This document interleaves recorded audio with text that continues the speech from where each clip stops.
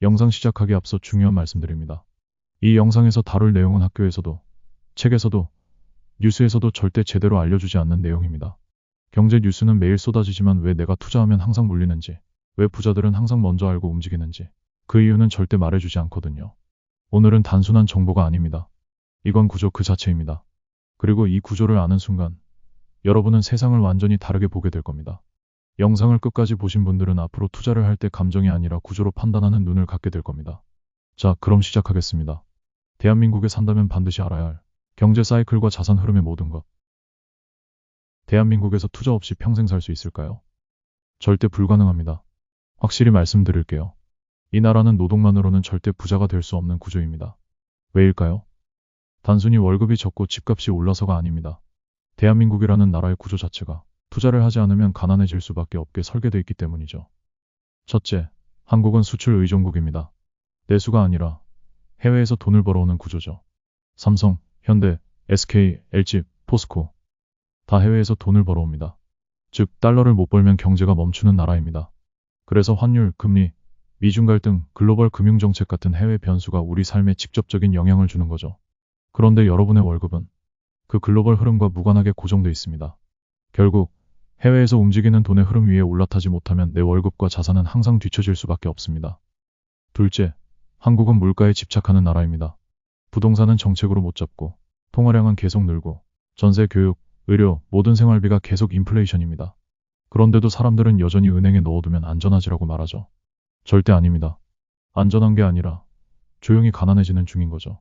셋째, 인구 구조가 무너지고 있습니다. 세상에서 가장 빠른 속도로 늙는 나라, 대한민국. 노동자는 줄고 부양해야 할 사람들은 늘고 있습니다. 그럼 무슨 일이 벌어질까요? 세금은 계속 올라가고 복지는 점점 줄어들고 은퇴 후에도 자산이 없으면 생존 자체가 위협받습니다. 이 구조 안에서 노동만으로 살겠다는 건 거의 자살 행위에 가깝습니다. 넷째, 대한민국은 세계 질서의 변방입니다. 미국이 금리를 올리면 한국 자산은 빠집니다. 중국이 무너지면 한국 수출도 줄어듭니다. 북한이 미사일을 쏘면 원화 가치가 떨어집니다. 이런 나라에서 난 그냥 조용히 살래요라고 말하는 건 총알이 날아다니는 전장에서 눈 감고 걷겠다는 말과 같습니다. 그래서 여러분이 아무리 열심히 살아도 투자를 하지 않으면 시스템이 여러분을 가난하게 만듭니다. 경제는 직선이 아닙니다. 순환합니다. 경기가 살아나면 기업이 돈을 벌고 사람들은 소비를 늘리고 물가가 오르고 정부는 금리를 올립니다. 그럼 다시 어떻게 될까요? 대출이 줄고 소비가 꺾이고 기업 실적이 나빠지고 결국 경기가 침체에 들어갑니다. 그러면 또 정부는 다시 금리를 낮추고 돈을 뿌립니다. 이게 자본주의의 본질, 순환구조입니다. 이 순환이 끝없이 반복되는 거죠. 그리고 중요한 건 돈은 이 순환 안에서만 흐른다는 겁니다. 하지만 대부분의 사람들은 이걸 모릅니다. 더 정확히 말하면 알아도 감정에 휘둘려 제대로 행동하지 못하죠. 시장이 오를 때는 너무 고점 아닌가요? 시장이 떨어지면 더 떨어질까봐 무서워요. 결국 오를 땐 못 사고 떨어질 땐 공포에 팔고 맙니다. 기회는 놓치고 손해만 남는 거죠. 그리고 반복입니다. 끝없는 반복. 도대체 왜 그럴까요? 정답은 단순합니다. 가난한 사람은 감정대로 움직이고 부자는 구조를 보고 움직이기 때문입니다. 부자는 사이클을 보고 언제 올라탈지를 계산합니다. 반면 대부분의 사람들은 뉴스와 댓글을 보고 결정합니다. 결과는 어땠을까요? 부자는 남들이 두려워할 때 매수하고 대부분은 안정돼 보일 때 고점에 몰립니다. 이건 여러분의 잘못이 아닙니다. 이 시스템이 그렇게 설계되어 있기 때문입니다. 여러분이 뉴스에 반응하고 감정에 흔들리게 만들어야 돈은 항상 먼저 하는 사람에게로 흘러가니까요. 그래서 오늘 우리는 이 순환의 흐름을 감정이 아닌 구조로 해석하는 방법을 배울 겁니다. 그게 진짜 부자들이 하는 사고방식이고 투자의 시작은 바로 여기에서부터 출발합니다. 자, 이제 돈이 어디서 생기고 어디로 흘러가는지 그 흐름을 구체적으로 알려드리겠습니다. 자산시장의 흐름은 딱 4단계로 나뉩니다. 그리고 이 4단계는 감정과 반대로 움직입니다. 이걸 아는 순간 투자 타이밍이 달라집니다. 자, 첫 번째는 금융장세입니다. 이 시기는 경기는 안 좋은데 금리가 내려가기 시작하는 구간입니다.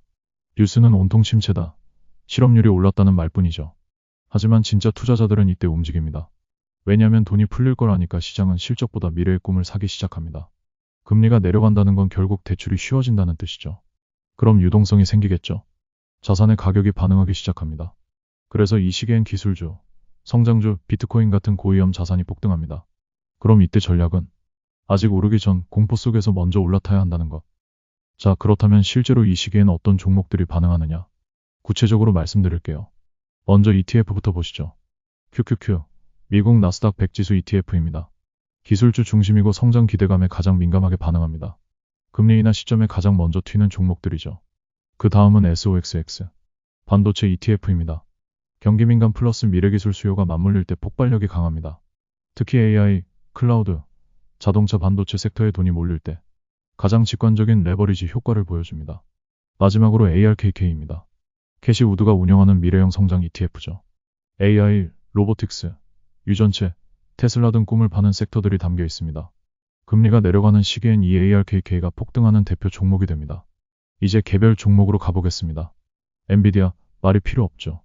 AI 열풍의 중심, GPU의 왕, 챗GPT든 자율주행이든 결국 연산 능력이 필요한데 그걸 담당하는 게 바로 이 회사입니다. 2025년 기준 시가총액이 4조 달러를 돌파했습니다. 지금은 단순한 반도체 기업이 아니라 AI 인프라를 책임지는 플랫폼이 된 거죠. 금리가 내려가고 미래 기술에 돈이 몰릴 때 가장 먼저 가장 세게 반응하는 종목입니다. 두 번째는 SMCI. 이름은 조금 생소할 수 있습니다. 슈퍼마이크로 컴퓨터 SMCI. 그런데 작년 한 해 주가가 10배 넘게 올랐습니다. 왜냐? 엔비디아가 GPU를 만들면 그걸 실제로 서버에 넣는 하드웨어를 이 회사가 만들거든요. AI 열풍이 불면 서버 수요가 터집니다. 바로 이때 시장의 단기 기대감이 집중되는 종목이에요. 실적보다 더 무서운 건 기대감입니다. 기대감이 몰리면 이런 중소형주는 진짜 빠르게 올라갑니다. 마지막으로 저희가 다 아는 테슬라입니다. 많은 사람들이 테슬라는 끝났다라고 말합니다. 하지만 아직 이 종목은 AI, 로봇, 자율주행이라는 거대한 미래 산업 서사를 품고 있습니다. 물론 최근 몇 달간은 실적 부진, 정책 리스크 등으로 주가가 눌려 있긴 합니다. 하지만 시장이 다시 이야기를 사는 시기가 오면 이런 서사 있는 종목들이 다시 먼저 튑니다. 투자는 숫자만 보는 게 아닙니다. 스토리가 있는 자산은 시장 분위기에 따라 가장 극적으로 움직입니다. 그리고 제일 궁금해하실 비트코인. 자산 시장 전체가 흔들릴 때 사람들은 금을 찾습니다. 그런데 요즘 사람들은 금 대신 비트코인을 찾고 있어요. 디지털 금, 인플레이션 엣지, 그리고 동시에 유동성 장세에서 폭등하는 리스크 자산. 이게 비트코인의 정체성입니다. 특히 미국 금리 인하와 함께 ETF 승인, 기관 자금 유입, 반감기, 기대감까지 겹치면서 다시 한번 시장의 주인공이 되고 있습니다. 이건 투자가 아니라 시대에 올라타는 겁니다. 단기 시세보다 중요한 건 구조의 변화입니다. 이 세 종목 그리고 비트코인 공통점이 있습니다. 실적보다 기대감이 먼저 작동하는 시기. 이들이 시장을 리드합니다. 이걸 모르면 뉴스 보고 뒤늦게 올라타고 고점에서 물려서 또 투자 못하게 되죠. 그러니까 핵심은 타이밍이고 타이밍은 감정이 아니라 구조로 잡는 것입니다. 이렇게 금융장세가 끝이 나면 실적장세가 찾아옵니다. 자, 이제 경제가 본격적으로 살아나기 시작합니다. 기업들의 실적이 하나둘씩 좋아지고 소비도 회복되고 고용도 늘어납니다.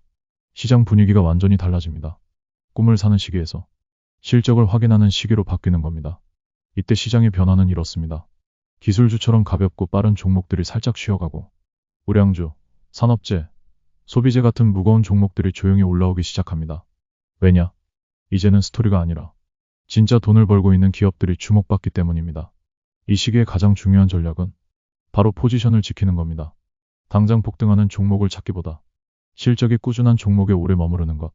무겁고 둔해 보여도 이 시기엔 그게 가장 안전하고 수익률이 높은 선택입니다. 실전 예시 종목을 알려드리겠습니다. ETF 먼저 볼게요. 첫 번째로 XLI 산업재 ETF입니다. 공항, 철도, 중장비, 인프라 관련 종목들이 들어있습니다. 경기 회복과 함께 실적이 직접 개선되는 대표 섹터죠. 두 번째로 XLI 소비재 ETF. 사람들이 지갑을 열기 시작하면 가장 먼저 매출이 늘어나는 곳이 여기입니다. 아마존, 홈디포 같은 종목들이 들어있습니다. 이제 개별 종목으로 가보겠습니다. 첫 번째는 아마존입니다. 코로나 때는 유통, 지금은 AI 플러스 클라우드 소비까지 삼킨 복합 기업이에요. 실적 회복 구간에서 매출과 이익 모두 반등 중입니다. 두 번째는 캐터필러입니다. 중장비, 굴삭기, 인프라. 미국 정부가 인프라에 예산을 쏟아붓고 있고 경기 회복기엔 항상 주목받는 전통 강자입니다. 세 번째는 애플입니다. 이젠 혁신보다 캐시카우로서의 위력이 강조되는 시기입니다. 아이폰 판매, 서비스 매출, 자사주 매입까지. 실적 기반 방어주 플러스 성장주 중간 지점에 있는 종목입니다. 그 외에 주목할 종목들이 있다면 IWM과 ASML입니다. IWM은 미국 소형주 ETF입니다. 실적 장세에서 중소형주까지 온기가 퍼지기 시작하면 이 IWM 같은 ETF가 뒤따라 올라갑니다. 그 다음은 ASML 반도체 장비 기업입니다. AI 반도체 산업이 실적을 동반하며 성장할 때 장비주는 가장 늦게, 가장 무겁게 반응합니다. 이 시기를 활용한 중장기 포지션으로 좋습니다. 이 구간에선 단타보다 포지션 유지가 수익을 만듭니다. 너무 욕심부리면 상승률은 낮아지는데 리스크는 다시 커지는 시점입니다. 한마디로 실적 장세 때는 기대감보다 실적, 속도보다 무게 중심으로 자산을 이동시켜야 합니다. 그 다음은 역금융 장세입니다.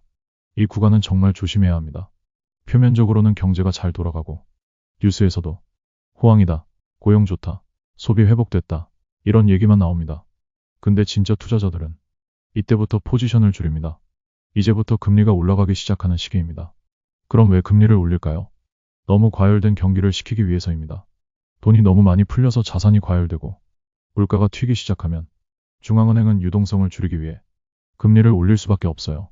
그리고 그 순간부터 시장엔 조용한 탈출이 시작됩니다. 뉴스는 여전히 지금이 기회다라고 말합니다. 일반 투자자들은 올라가는 종목에 뒤늦게 올라타죠. 하지만 진짜 부자들은 이미 한 발, 두 발 빠지고 있습니다. 눈치채셨겠지만 이 시기 특징은 지표는 좋지만 유동성은 줄고 있다는 겁니다. 이때 전략은 명확하죠. 리스크 줄이고 방어 섹터로 자산 이동하는 것. 이걸 안 하면 그 다음 장세에서 통째로 물립니다. 이 시기의 실전 종목 예시를 드리자면 ETF는 XLU, VYM, IAU, GLD입니다. 하나도 모르겠죠? 일단 XLU는 유틸리티 ETF입니다. 전기, 가스, 수도처럼 경기와 상관없이 돈을 버는 산업이죠. 유동성이 줄어들 때 가장 먼저 수급이 몰리는 안전지대입니다. 두 번째로 VYM은 고배당 ETF입니다. 이자 받을 때가 줄어들면 꾸준히 배당 주는 종목들이 대안이 됩니다. 리스크를 줄이면서 현금 흐름을 확보하려는 자산이 들어옵니다. 마지막으로 IAU, GLD는 대표적인 금 ETF입니다. 금리 인상기와 불안한 시장 심리에서 안전자산이자 인플레이션 방어 수단으로 다시 주목받습니다. 개별 종목 예시도 알려드리겠습니다. 첫 번째로 누구나 다 아는 코카콜라. 콜라, 그냥 음료수 회사 아니야? 절대 아닙니다. 놀랍게도 전 세계적인 대표 방어주입니다. 경기와 관계없이 콜라는 팔립니다. 실적 변동도 적고 고배당이라 하락장에서도 버팁니다. 두 번째로는 P&G. 소비재 중에 소비재입니다. 샴푸, 세제, 생필품 만드는 회사입니다. 소비가 줄어들어도 절대 끊지 않는 품목들. 이런 종목은 하락장에서도 순이익을 지키는 힘이 있습니다. 이 시점에 나만 빼고 다 부자 되는 느낌이 들면 여러분이 막차를 타고 있다는 뜻입니다.